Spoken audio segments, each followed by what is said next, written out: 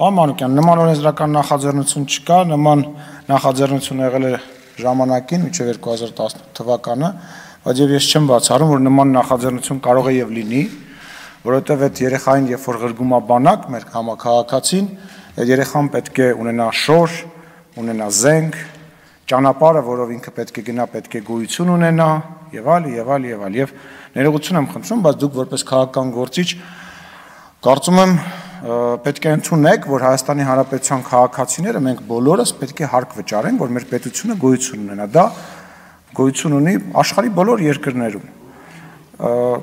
Դե առնվազն տենց օրենսդրական նախաձեռնություն այս պահին չկա, ուստի խնդրում եմ կրկեր հիմա չբորբոքել, երբ որ նման նախաձեռնություն կլինի, կարծում եմ կքննարկենք, դուք էլ շատ ակտիվ մասնակցություն կունենաք։ Ինձ մի քիչ զայրացրեց ու զարմացրեց ձեր խմբակցության ներկայացուցիչի ելույթը, որ իմ մոտ տպավորություն էր, որ ռուսերեն էր գրված տրված իրեն, հետո ինքը բերեց թարգմանել է, այդտեղ ելույթեր ունեցել։ Ես ձեզ խորհուրդ կտամ, ձեր դիրքերը շատ տարբերվում են իրարից։ Մի հատ ներքին քննարկում ունենաք, հասկանաք Հայաստան խմբակցությունը ինչ դիրքորոշում ունի, այնուամենայնիվ հնչեցված տիկին Արեգնազ Մանուկյանի կողմից հնչեցված դիրքորոշման հետ կապված, որտեղ վստահ չեմ, որ բոլոր դիրքորոշումները համընկնում են։ Ինչ վերաբերում է հանրապետական կուսակցության ներկայացուցիչների ելույթներին, չգիտեմ, երկար մտածեցի անդրադառնամ, չանդրադառնամ, առավել եւս պարոն Մամիջանյանը որորդ անգամ է խոսում է ստից, հավատալ, չհավատալուց, այն պարագայում, որ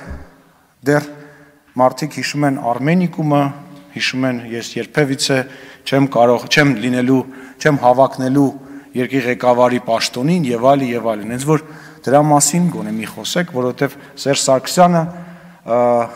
պաշտոնից զրկվեց, կարելի ասել, սուտ խոսալու պատճառով։ Պատճառները շատ էին, բայց մեկը դա էր, երբ որ խաբեց հայ ժողովրդին եւ ասաց, որ ինքը չի առաջադրվելու, որ Արմենիկումից էր խոսում։ Այդ Արմենիկում 99 թվից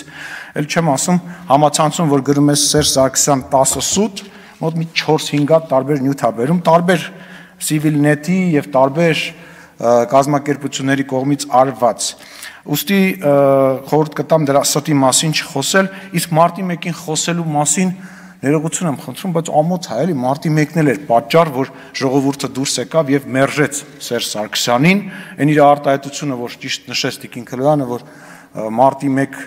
դաշ չեղավ, եւս մի հրահրող բան էր։ Ես չեմ հասկանում, դուք դաշ չեք քաղում ձեր սխալներից, պետք չի մեզ քննադատել։ Դուք հələ ձեր բաներից դաս քաղեք։ Եվ վերջում մի բան եմ ուզում ասեմ, որ Հայաստանի Հանրապետությունում այսօր գոյություն ունի իդեալական ընդդիմություն։ Ես շնորհակալություն եմ ձեզ հայտնում, դուք իդեալական ընդդիմություն եք։ Եվ եթե Հայաստանի Հանրապետության այսօրվա իշխանությունը մենք դռները ասենց բաց թողնենք, գնանք, դուք մեկը իշխանություն չեք դառնալու։ Հայաստանի Հանրապետության ժողովուրդը ձեզ դա թույլ չի տալու։ Բոլոր այն մարդիկ, ովքեր այստեղ են, այլևս իշխանություն դառնալու այս կողմի մասին հնարավորություն չունեն։ Դաշնակցությունը կարող է արանքը ճղել։